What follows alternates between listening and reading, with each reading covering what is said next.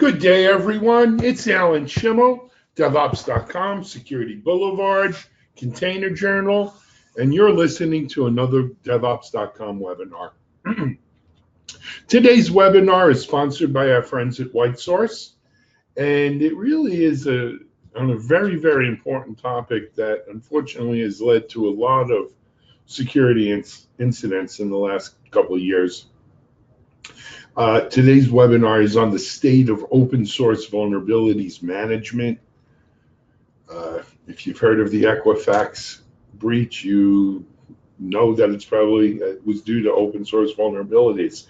Happy to be joined by Rami Elron, who's the Senior Director of Product Management at WhiteSource, who's really taken on WhiteSource has taken on a leadership role in the state of open, in the field of open source vulnerability management.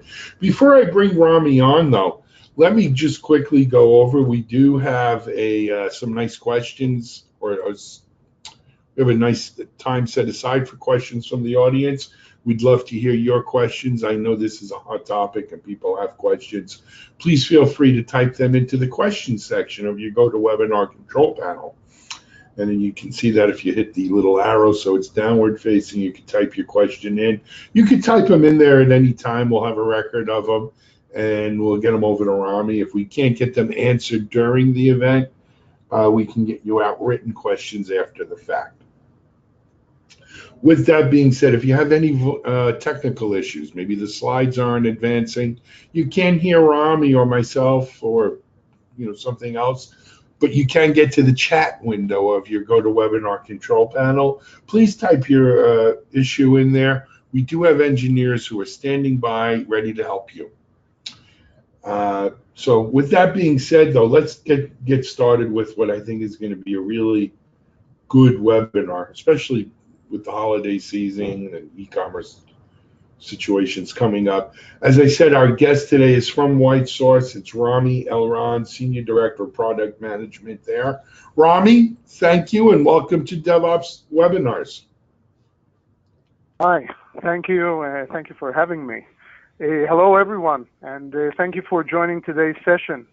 I would like to start by saying that open source software has become in the past few years an indispensable part of the software industry.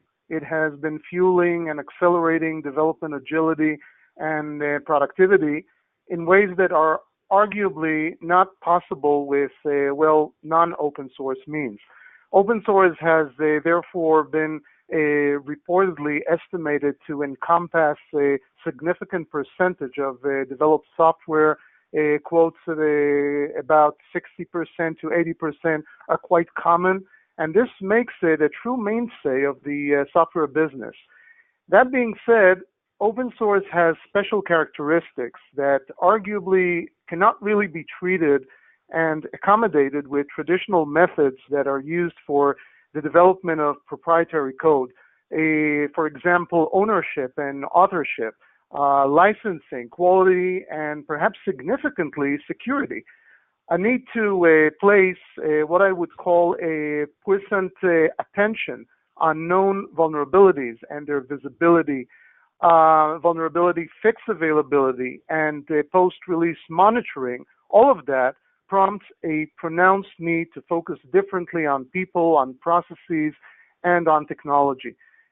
With regard to security in particular, by the way, open source usage is increasingly getting media, general populace attention following the variety of reports of data breach incidents associated with open source vulnerabilities. As many of you likely know, such incidents have affected millions of individuals as well as organizations and services worldwide. But at the same time, organization development is striving to bolster performance in an effort to attain maximal productivity, and doing so while pursuing agility. So in the wake of the increased usage of open source and the perhaps unprecedented business pressure on development teams, addressing objectives has become, more challenging than probably ever before.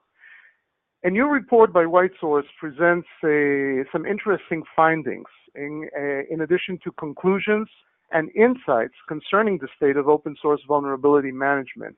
It is based largely on a survey of hundreds of developers from North America and from Europe, and the developers represent various organization sizes, industries, and developer experience profiles. The report itself discloses a wealth of findings and observations regarding the manner that open source development is implemented in organizations. In this session, what I would like to cover, or perhaps review, better put, I would like to touch upon major developer contemporary practices and perceptions that concern the challenge of managing open source security. And in the process, we will also highlight steps that are recommended to deal effectively with that challenge. So let's please move to our first slide to begin with our journey. So this slide presents a quick rundown of major findings, takeaways, if you will, of the report, each of which will be covered throughout this presentation in greater detail. The findings themselves have translated into a number of insights that have contributed greatly towards, I would say, an establishment of recommended processes, practices, and tools which are valuable as well as effective, and importantly, they are practical. Here is the rundown. First, reported open source security vulnerabilities are on the rise. It's not just about the sheer number of vulnerabilities. It's really about the nature of vulnerabilities that exacerbates the effect and challenge, for example, the notion of known vulnerabilities versus potential vulnerabilities is something that comes to mind here. Number two on our list is the absence of standard practices and developer-focused tools leading to inefficient handling of open source vulnerabilities. This, in other words, means that a lot of time is spent, but it does not commonly result in the required outcome, in the attainment of the set objectives, or perhaps does not necessarily yield the result in an efficient manner. And we will touch upon that in much greater detail as we go through the presentation. Number three is about prioritization. Prioritization is, as noted, crucial to ensure that companies address the most critical vulnerabilities on time. But as was noted with regard to a previous item, it's not just whether one should prioritize vulnerabilities, it's really more, and then how. Because addressing all reported vulnerabilities while maintaining other goals is not really believed to be a viable proposition. It's an interesting concept, and we will definitely look into this as we move through the presentation. And last but definitely not least on our listing is that prioritization based on usage analysis can reduce security alerts by a significant percentage. And a special approach to prioritization must be implemented, one that could realize a positive effect on time, on prioritization, and importantly, on remediation. Let's please move to the next slide to expand on the first item on this list.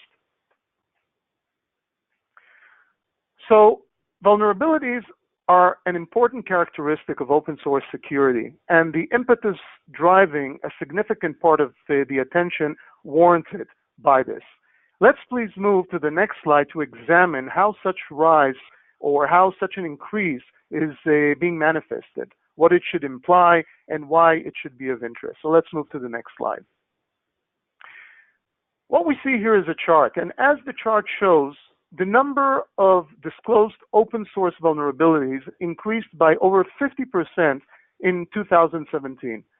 I would say that even with killiads of vulnerabilities reported every year, not only is such a rise significant compared to the previous year, it is even more pronounced when we compare the overall number of recently reported vulnerabilities to those reported just a decade ago, where they were around the 1,000 count.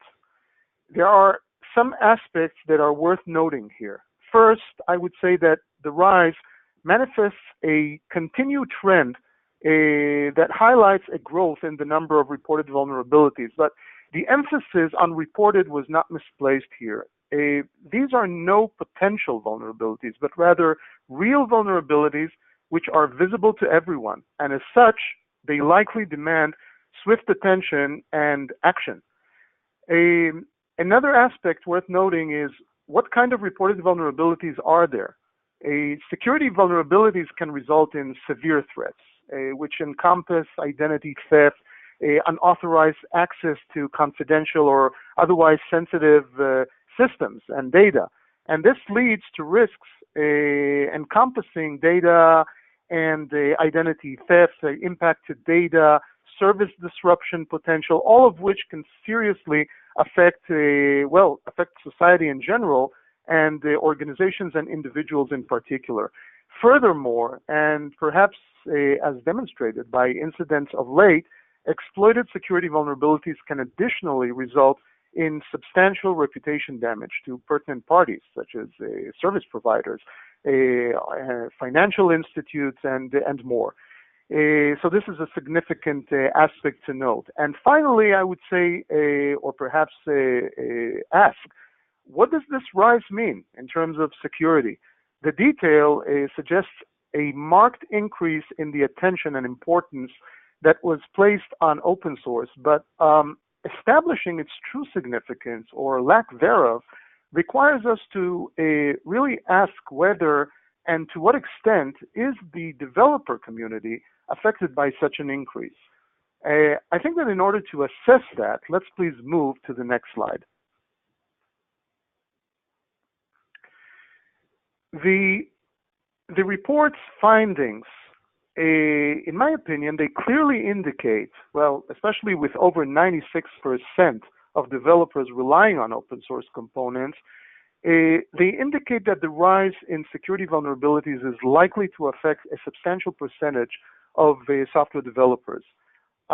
In fact, a closer examination of the findings showed that the large majority of developers either use open source components all the time or very often.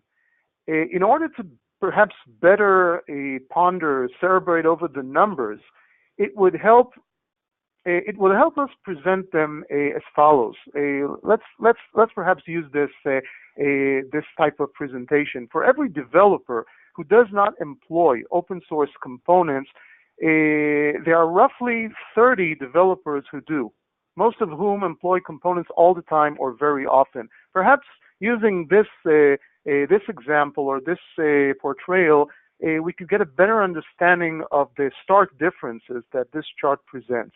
But I think that in light of such numbers, it has really become highly important for organizations to be cognizant of the characteristics of open source development. But unfortunately, and as perhaps various studies and observations showed, they have showed thus far, a notable gap has been commonly espied between the perceived and actual usage of open source software. This is even more pronounced when reviewing observations made by managers and developers, with some indicating the perception to be much lower than in reality. Now, such a gap can be extremely problematic, since proper awareness to the actual employment of open source is key to appropriately establish or adopt effective open source best practices. And this becomes further pronounced when we examine the prevalence of security vulnerabilities in popular open source projects. In order to review that aspect in greater length, let's please move to the next slide. This is a significant point. While it only takes a single vulnerability to render a project vulnerable, findings show that there are about 8 vulnerabilities on average per open source project. More significantly, though, while roughly 7% of all open source projects are found to have one or more security vulnerabilities, a larger percentage, 32% in fact, of the top 100 projects, or perhaps, it is almost 1/3 of the top projects are vulnerable. Vulnerabilities are therefore clearly not solely attributed to low-profile projects. One could even contend that top projects are more vulnerable as they garner a higher level of attention, and described vulnerabilities arguably warrant faster reaction, especially given their visibility and exposure. The apparent, and I would add perilous, potential of such vulnerabilities is, however, not the only important aspect of open source security. There is more to it. This is better demonstrated with the next slide. So let's please move to the next slide. As the slide shows, over 97% of the reported security vulnerabilities have a suggested fix. It's a crucial point since it essentially means that not only is there a viable approach to address most vulnerabilities, but there is, and this is given the vulnerabilities visibility, a responsibility, no less than that, a responsibility to do so as quickly as possible. The nature of open source vulnerabilities, I believe, calls for organizations to reconsider any existing approach to address security vulnerabilities that has been put to use with non-open source software development. And this could in turn call for new policies, processes, and also new tools. But the rationale for the latter, in particular, new tools, becomes more pronounced when factoring the criticality of a quick reaction to the emergence of security vulnerabilities, and perhaps even more importantly, the negative consequences when neglecting to do so. Let's please move to the next slide.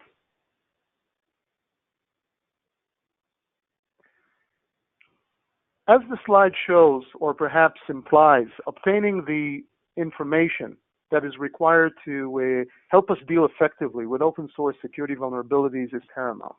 But it can also incur a non-insubstantial effort, if I may say so. And this is further amplified by the requirement to maintain effectiveness throughout the software development lifecycle, including, and most importantly, post-release. The cost of software adjustments and fixes increase the later they become incorporated. And as a result, it becomes not merely advantageous, but downright vital to seriously consider employment of means that would not only enable ample management of multitudinous vulnerability repositories, such as databases, security advisories, issue trackers. It would also enable automation and facilitate the automation of such management. Up until this point, we've reviewed key facets that are associated with open source security and the challenge that open source security poses. I believe it's time to examine now how developers have been coping with that challenge. So let's therefore move to our next section and the next slide.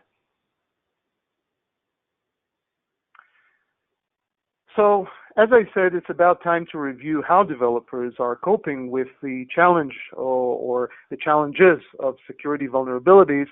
I think that as the second takeaway on our list hints, developers are not really efficiently managing open source vulnerabilities. This is arguably the end result of a series of aspects that we will cover in the next few minutes. Why actually is efficient management important? I would say that in plain words, any inability to address vulnerabilities in an efficient manner, it would mean that the developer might not be able to accommodate objectives otherwise possible. This would potentially reduce productivity, it would impede agility, and much more. So in this section, what we will do, we will reveal a raft of the important points. First, I would like to touch upon the key challenges that are noted by developers in regards to open source. Next, I will address the time spent by developers on open source security vulnerabilities. And lastly, I would like to advert to approaches that are commonly implemented by developers to address open source security vulnerabilities. So all in all, it should be pretty interesting stuff. Let's please move to the next slide. What this slide presents is how developers rate select aspects associated with open source software development. Namely, this is integration, vulnerabilities, security vulnerabilities, functionalities, licensing compliance, and component selection, each of which represents a significant aspect of the open source development lifecycle. The challenges are portrayed according to three different organization size classes. If you look at the charts in front of you, the blue bar denotes the rating by developers in organizations that have between 51 to 200 employees. The orange bar denotes organizations with 200 to 1,000 employees, and finally the yellow bar denotes organizations with 1,000 employees or more. Now, having said that, the findings clearly indicate that the security vulnerabilities, as well as integration perhaps, are both aspects that are rated highly by developers, and this is further accentuated in organizations with 200 employees or more. Licensing and selection were not rated as highly, important as they are. And I think that to conclude this slide, at least a key takeaway would be that the larger the organization is, the higher focus on vulnerabilities and integration. And this is even further pronounced by developers with more experience. It may not be highlighted on this slide, but it definitely takes some insight from results that were obtained as part of the survey. In addition, I would say that, well, actually, even before I elaborate on that, I think that the key question would be, how does such rating affect the time that is spent by developers on security vulnerabilities? And perhaps it would be best to move to the next slide to observe how this is done. So let's move to the next slide. The findings on this slide, they indicate that on average, developers spend about 15 hours per month on open source security vulnerabilities. And in the 15 hours, they cover a myriad of aspects, such as reviewing vulnerabilities, discussing them, remediation activities, and so forth. Importantly, over 98% of the developers that were surveyed, they spent some time over security. So we're not just talking about a majority. We're talking about practically all of the developers involved in the survey. 73%, roughly 73%, spent over 10 hours. You could liken that to 1 day, if you will, per month. And 43% spent over 20 hours per month. 15% spent over 36 hours per month. And perhaps alternatively put, that would translate into 4 days or more every month. That is staggering. Another way actually to look at these findings is to say that for every developer that does not spend any time on security, there are more than 70 who actually do spend some time, just to give some way to assess the ratio here. And as the chart on this slide displays, the more experienced the developer is, perhaps with the exception of those with over 10 years of experience, I would say that the more time is spent over security vulnerabilities. These findings demonstrate how much time is spent, and they underscore the substantial onus and toll that is placed by security on developers. But the next slide will highlight how the time is actually being spent. So let's move to the next slide.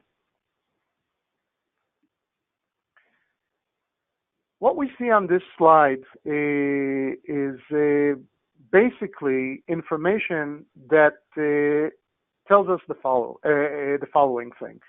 In response to the question, what is done with a vulnerability, or when a vulnerability is found, practically all developers, all but 1%, are responsive and reactive. Roughly 1/3 are researching.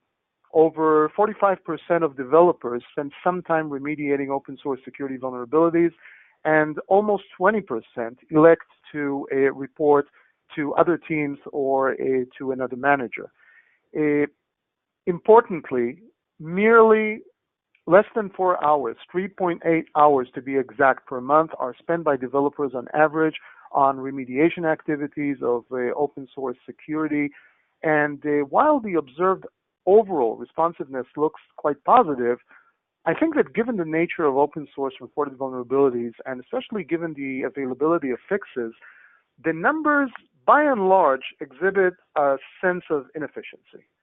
For example, a larger number of developers involved in remediation would potentially enable a broader coverage and perhaps a much more accelerated response. It will also be of interest to note that details vary depending on the classification of the results. I will not expand on that, but perhaps you should consult the report to see additional information that is provided with regard to different classifications, because it proves to be very interesting when you look into the more nitty-gritty details.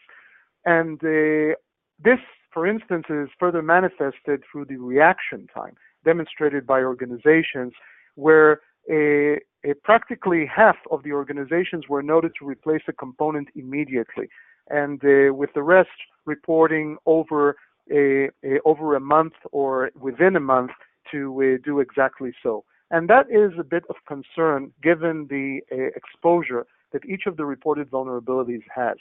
Now, by this point, the challenge and the challenge severity that is encountered by developers who endeavored to deal with security vulnerabilities should be conspicuous.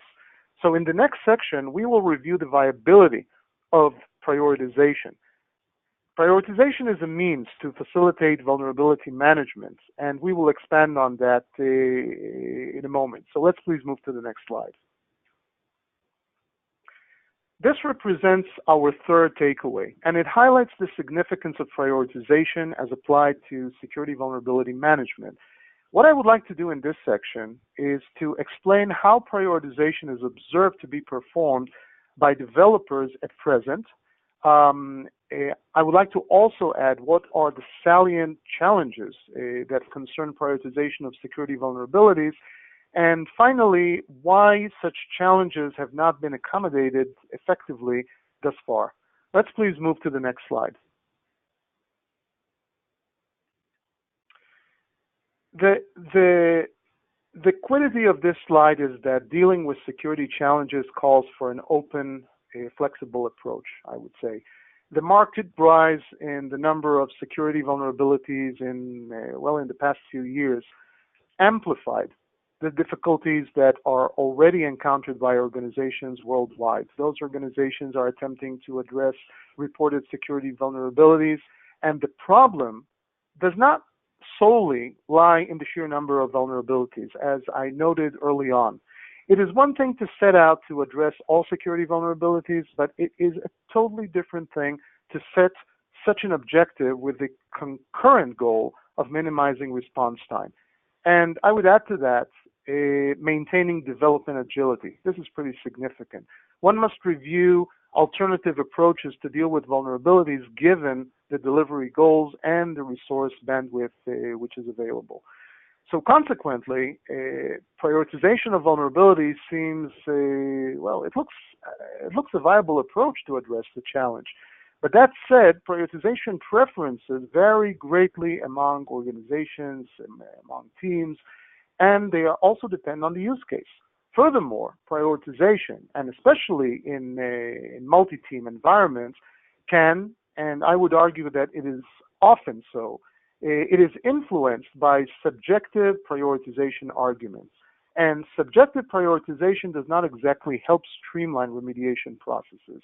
The variance among prioritization options was clearly evidenced in the survey's findings, and I will hopefully be able to expand on this in the next few minutes as well.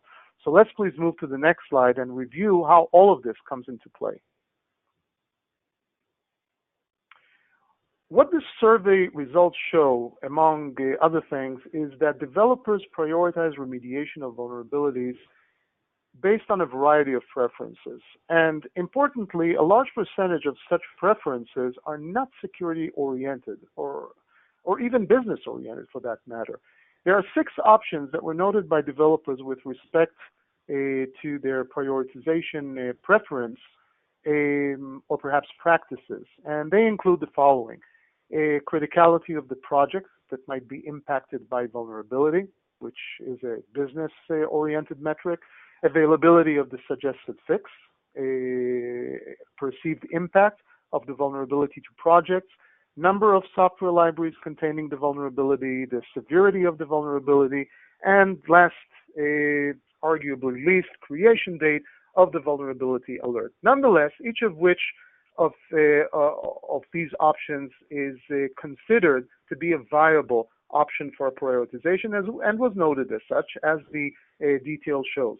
However, a closer examination of these options and the portrayed results suggests that they can be classified really into two categories. One would be security business oriented, and the other would be operation oriented, in lack of a better term.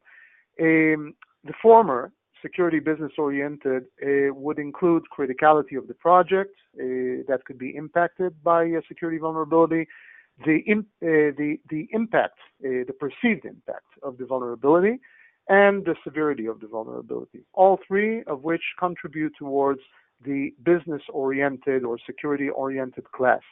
The remaining options, including the availability of the suggested fix, the number of software libraries with the vulnerability, and the creation date of the vulnerability alert, they are all parts of the what I call the operational or operation-oriented class. And as the chart shows, well, it may imply that at first, but it really shows that just about more than 50%, more than 55%, in fact, of the preferences concern the security-oriented preferences. And this means that almost 50% of the priority preferences are associated with operational drivers. And this can help explain, in part, some of the ineffectiveness that I and others actually attribute to contemporary prioritization of security vulnerabilities, which arguably in turn results in an inefficient practice as well. The next couple of slides attempt to elucidate some of the challenges that are faced by organizations. Those organizations aspire to accommodate security vulnerabilities in a better way, in a much better way. So let's please move to the next slide and review that in greater detail.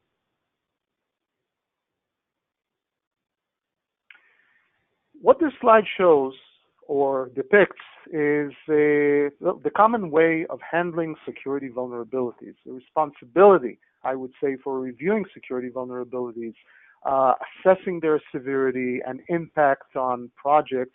All of this has been largely placed in the hands of security personnel, and for a good reason. Maugre the significance of their role, however, I would say that the people mostly involved in the selection of open source components associated with the reported vulnerabilities are not security personnel. And the interaction among the different teams constituting the workforce, that workforce which is tasked with the deliverables, the deliverable release timetables, this is not streamlined. It requires an effort to realize an agreement concerning the security-oriented objective attainment and verification. I would add to that prioritization activities. And this represents a gap. This gap, the gap between teams, is even further accentuated, as can be seen in the next slide. Let's please move to that slide. So what we see here is basically that security development and DevOps teams are, well, it doesn't really show that, but these three teams are arguably aligned regarding the overall organization objectives, but differences are commonly and perhaps unsurprisingly observed regarding any guidelines and preferences that are touted by each team in order to attain such an objective. The differences, however, among security and development and DevOps, they are also reflected in the team size and consequently in their practical ability to influence other teams. So while not necessarily observed with all organizations, it is quite common to encounter what I would call tempestuous discussions revolving around prioritization of security vulnerabilities, and those can quickly escalate without effectively reducing the effort invested in addressing security vulnerabilities. I would also add that it is observed that a key reason perhaps underpinning such a situation stems from a prioritization arguments that are being largely subjective rather than objective. This is a key notion that I will touch upon in a moment.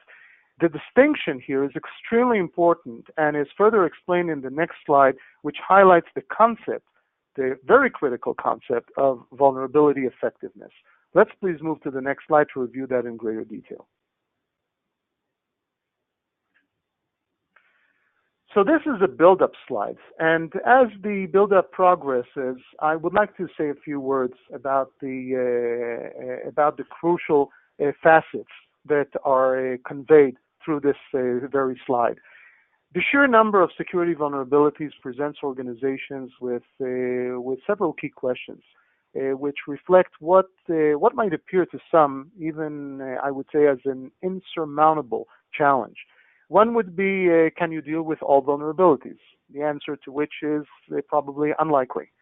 The other would be, which vulnerabilities are or constitute real vulnerabilities? This is a good point. Not really much to say beyond that. And which vulnerabilities should be addressed first? Well, I would say that this is another good point. What could really one do to effectively deal with such a quandary? They could obviously reduce the count of vulnerabilities to include only those calling for immediate attention, and they would probably start with those that are confirmed to constitute a real risk to the pertinent application. We call such a vulnerability an effective vulnerability. We also think that by focusing on effective vulnerabilities, or let me perhaps dub it vulnerability effectiveness, if you will, the organization could realize better development effectiveness. This would yield better efficiency, which in turn could be leveraged to realize increased productivity. Most importantly, vulnerability effectiveness could really be used to realize better security.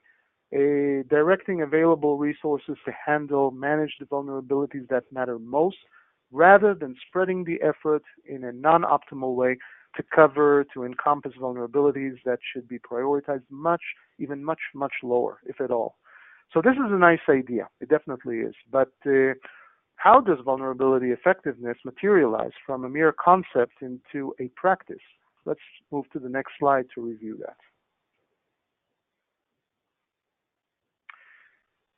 So what we see on this slide is that vulnerability effectiveness represents a practical way to prioritize vulnerabilities.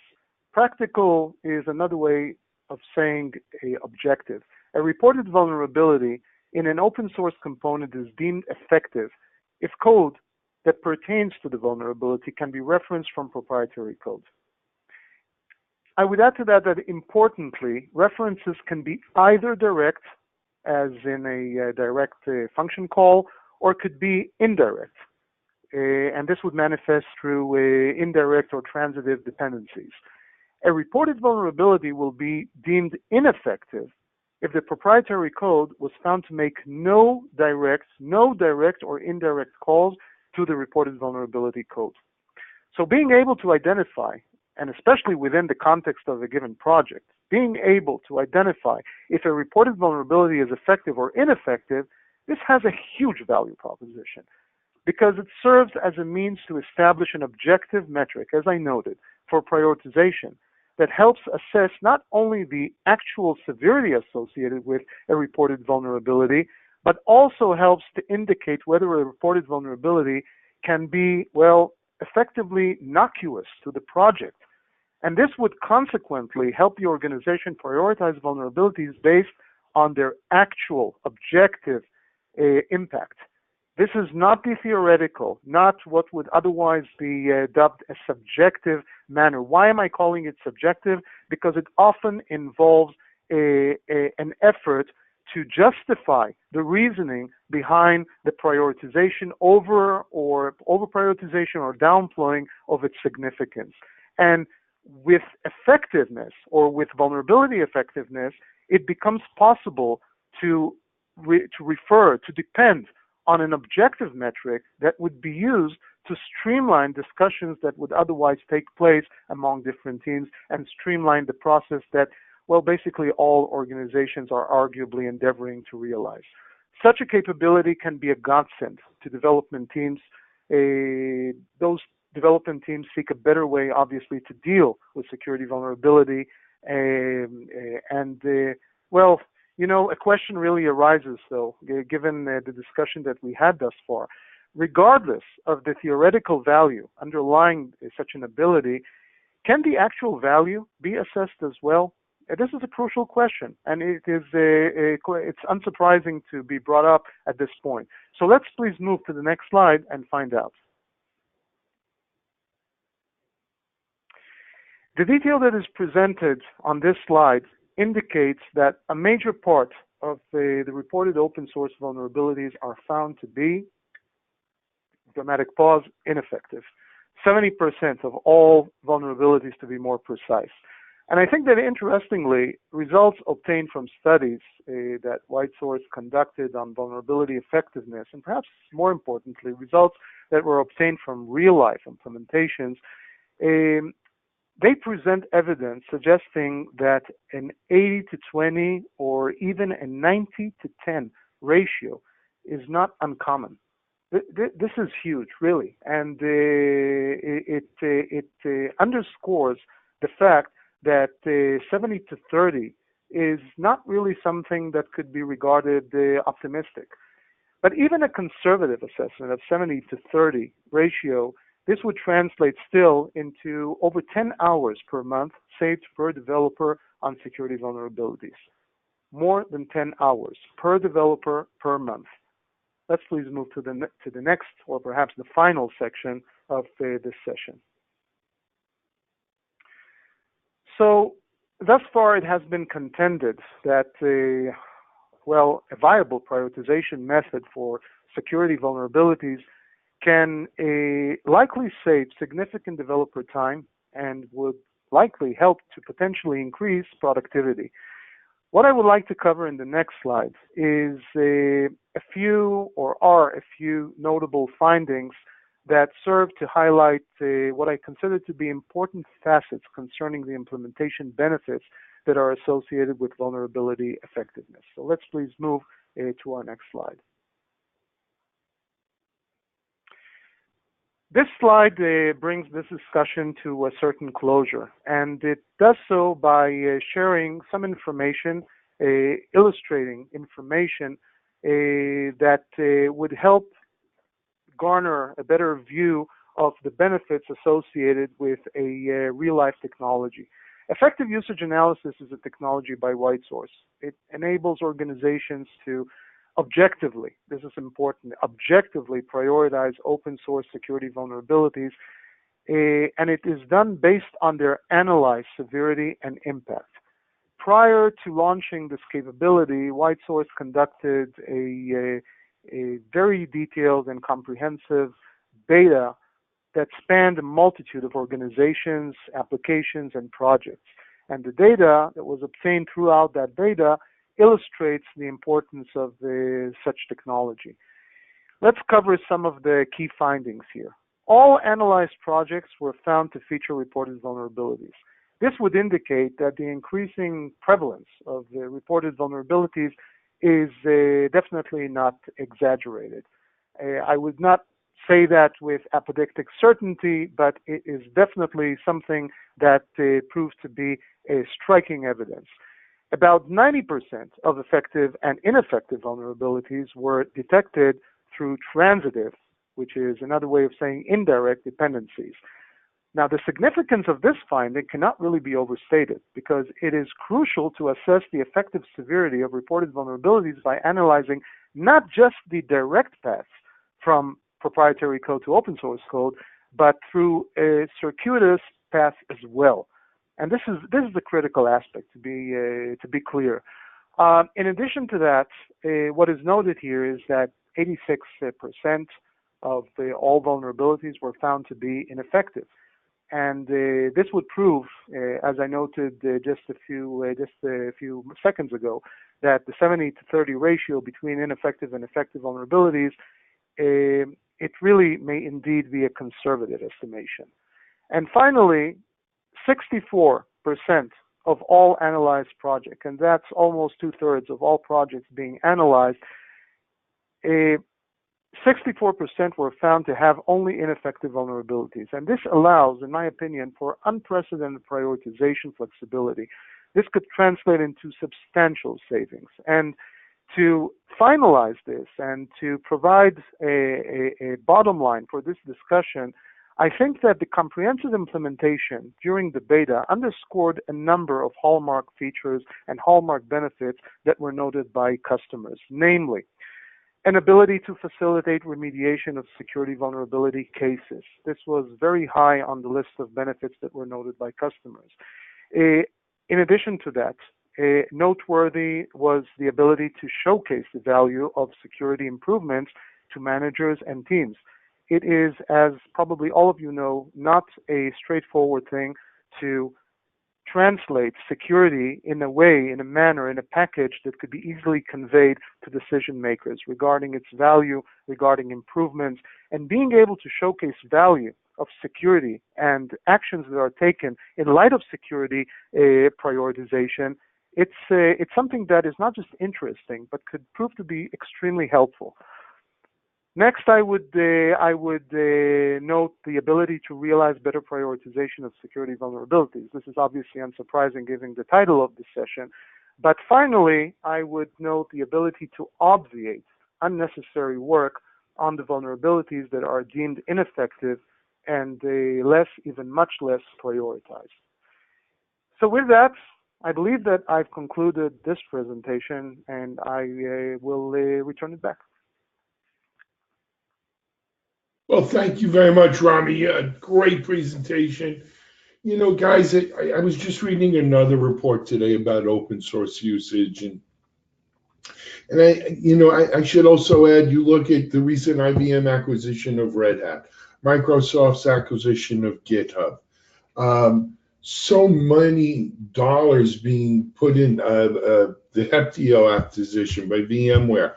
These are all about open source at some level, and the open source vulnerabilities is really going to be a key security issue for us all going forward. So thanks very much. We do have a few questions here, if it's okay. My first question comes with this: how does a real-life method for prioritization? What does a real-life method for prioritization look like? A real-life method for prioritization? Yes. Oh, so I believe that a real-life method for prioritization should combine several aspects, several essential aspects. One would be an ability to store and leverage knowledge on reported vulnerabilities in open source components that would allow for the establishment of vulnerability effectiveness. In addition to that, an ability to analyze how proprietary code references code in reported open source vulnerabilities based on the knowledge is an obvious addition, but it is not enough. In order to truly provide something that accommodates the requirement here and reflects a real-life method for prioritization, I would also note an ability to classify analysis findings based on severity, ability to convey those results that were associated with the findings in a manner that allows for decision making. Because after all, the purpose of this process is to equip the decision makers and developers as well with the ability and the knowledge to make prioritization driven decisions that will streamline the processes and allow them to cover more in less time, and definitely sustain the agility that most, if not all, organizations are striving to achieve. Finally, I would add an ability to feature the detail provided by analysis and alerts, and also share such findings and details with other teams through a UI, through reporting, and probably also using programmatic means that would allow extraction of the detail and the ability to funnel it to external applications that could be used for whatever purpose the organization is looking for. I hope that provides a rather neat packaging of the response. I think that's great, Rami. Got another one here for you. So you discussed the bridge about bridging the gap between the different teams is a must. But what is needed in order for security not to become a barrier for agility in the development life cycle? Yes. So yes, indeed. I think that in order to facilitate the way security is incorporated in the software development lifecycle, it would be recommended to do the following: to pursue a couple of objectives. One would be sharing of responsibility. I cannot really stress enough how significant this apparently simple concept is in an effort to streamline security-related processes. It is not enough to merely delegate responsibilities, as some consider to be viable.